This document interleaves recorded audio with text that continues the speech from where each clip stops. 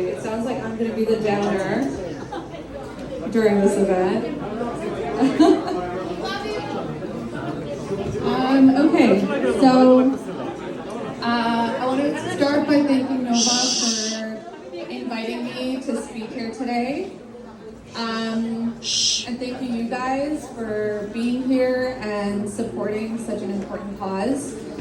I want to start by situating us about why we're here today. And I don't have my glasses, so bear with me. Okay, so many of us know what's happening today in Gaza, what's been happening since October 7th. We know that the Israeli government has systematically been committing crimes against humanity and genocide against the people of Gaza. Over the course of more than 200 days, the Israeli military has systematically killed over 30,000 Palestinians, including almost 15,000 children. They have destroyed every university on the Gaza Strip. They have destroyed over 200 heritage sites in Gaza, including mosques, churches, libraries, theaters, in an attempt to destroy the Palestinian cultural identity. They have destroyed hospitals and killed doctors, preventing thousands of Palestinians from receiving the care that they need. They have targeted and killed journalists to prevent the documentation of the atrocities. They have sexually assaulted Palestinian women, and they have kidnapped and tortured young Palestinian men as potential sources of resistance. But I want to ask you if you remember a similar story, one that happened in 1971. The people in this room have undoubtedly heard these stories from our mothers, our fathers, our grandparents, of the atrocities that our people faced in an attempt to erase us. That in 1971, the Pakistani military systematically killed hundreds and thousands of Bangladeshis. They targeted universities and colleges, killing students and professors. They destroyed symbols of Bangladeshi heritage, such as literature, art, and music.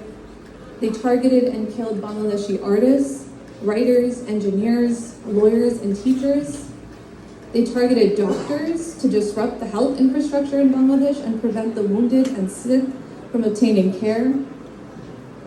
They targeted journalists to control the narrative of the conflict and suppress information about the atrocities that were being committed against Bangladeshis. They sexually assaulted thousands of Bangladeshi women, indiscriminately killed Bangladeshi children, and targeted and killed Bangladeshi men as potential sources of resistance. The genocide playbook is unfortunately a very familiar one. And it's also very rare that the West is on the right side of history. Much like the genocide we're seeing playing out on our screens, the absence of Western action is a gravely disappointing one. Between US funding of the Pakistani government during 1971 and the Canadian government failing to acknowledge the genocide of Bangladeshis or condemn the Pakistani government in an attempt to maintain good relations, that sounds very familiar to what's happening today. But while many of us weren't around in Canada at the time, what about now? Just like we heard the stories of the Bangladesh genocide from our elders, future generations will learn about today's genocide and ask us, what did we do?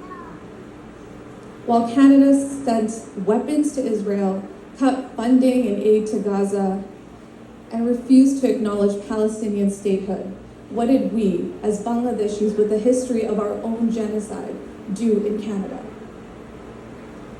As Bangladeshis living and growing up in a democracy that promises us a voice, how did we use that voice? Today, there are hundreds of students protesting the genocide in Gaza. There are hundreds of students setting up camps on university campuses, protesting their university's complicity in funding the Israeli genocide of Palestinians. There have also been thousands of Canadians who have taken to the streets and protested Canada's own complicity in the genocide. My parents came to Canada to find a better life, and to find a brighter future for their children. I think that opportunity for a better life comes with a responsibility. It comes with a privilege, and we must use that privilege to face injustice. I often ask myself, what does it mean to live in Canada? Does it mean to seek a better life just for myself or for everyone everywhere?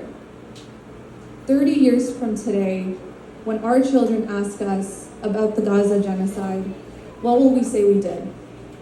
I hope that we can say that we took a stand, that we tried to hold our government responsible, that we put our bodies on the line in protesting this genocide, and that we stood in unity for our shared humanity.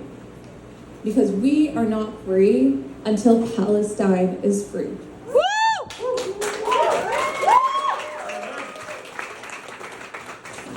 So I want you to say it with me.